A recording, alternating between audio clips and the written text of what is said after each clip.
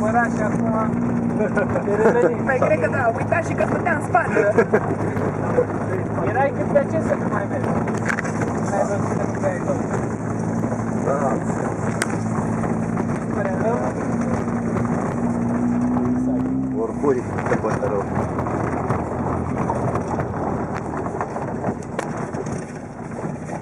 Acum am să comentez dacă vreau să mai vin aici să fac experiența asta.